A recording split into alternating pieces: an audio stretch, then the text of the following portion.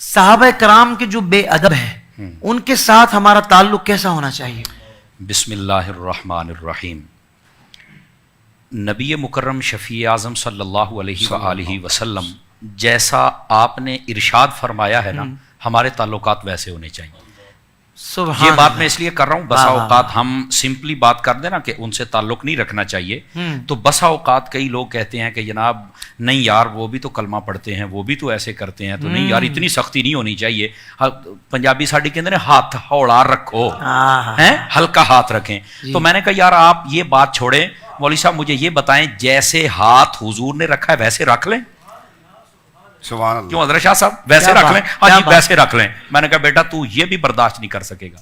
اللہ کہتا وہ کیسے؟ میں نے کہا سنیے حدیث پاک، نبی پاک صلی اللہ علیہ وسلم نے ارشاد فرمایا، وہی حدیث جو میں نے پہلے پڑھی تھی، متن اسی کے ساتھ ابتدائی ملتا ہے، ان اللہ اختارنی واختار علی اصحابی، اللہ نے میرا انتخاب فرمایا، پھر میرے صحابہ کا فرمایا، پھر نبی پاک علیہ السلام نے فرمایا سیجیء قوم، فرمایا ان قریب ایک قوم آئے گی، وہ کیا کریں گے؟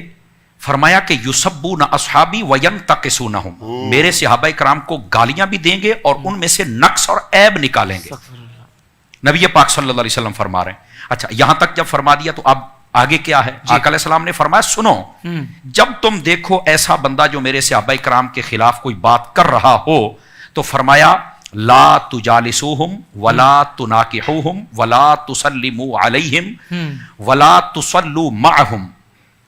نبی پاک صلی اللہ علیہ وسلم نے ارشاد فرمایا جو میرے صحابہ کرام علیہم رضوان کا بے ادب اور گستاخ ہو، ان کے بارے میں کوئی ایسی نازیبہ بات کر رہا ہو، نہ ان کے ساتھ بیٹھنا ہے، نہ ان کے ساتھ رشتہ داری کرنی ہے، نہ رشتہ دینا ہے نہ لینا ہے، کیا بات، نہ روٹی کھانی ہے نہ ڈالنی ہے۔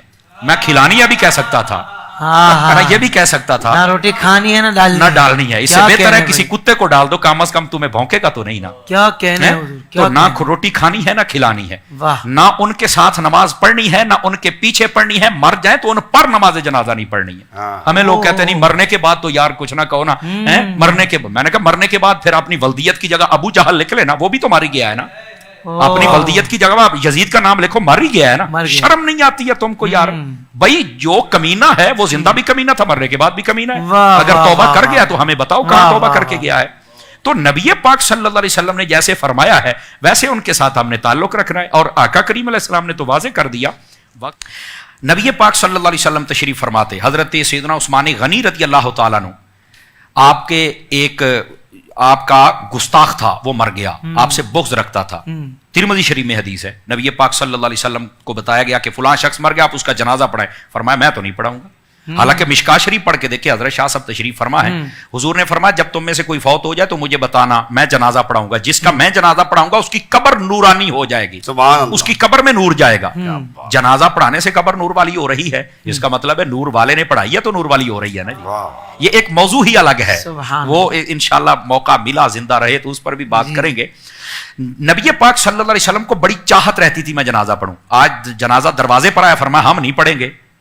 یہ لنڈے کے مفکر ہمیں بتاتے ہیں کہ تم فلانے کا جنازہ نہیں پڑھتے، فلانے کا نہیں پڑھتے۔ میں نے کہا بیٹا ویسے ہاتھ رکھو جیسے حضور نے رکھا ہے، تم سے نہیں رکھا جائے گا، یہ اصل حقائق ہے۔ آپ نے جنازہ نہیں پڑھا، کیوں؟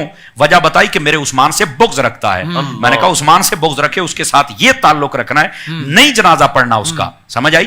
یہی صحابہ کرام کے گستاخوں کے ساتھ ہمارا تعلق، نہ بیٹھنا ہے نہ اٹھنا ہے، نہ کھانا کھانا ہے، نہ ان کو ڈالنا ہے، نہ ہی ان کے ساتھ رشتہ داری کرنی، نہ سلام کرنا ہے، بلکہ ایک روایت کے یہاں تک لفظ ہیں اگر وہ بیمار ہو جائے تو پوچھنے نہیں جانا ہے، یہاں تک فرما دیا۔ تو یہ تعلق رکھو نا، پتہ تو چلے نا کہ حضور کے صحابہ کا عاشق ہے جو کہ گستاخوں کے ساتھ ایسا رویہ کر رہا ہے جیسا محبوب کریم علیہ السلام نے ارشاد فرمایا۔ سبحان اللہ، سبحان اللہ۔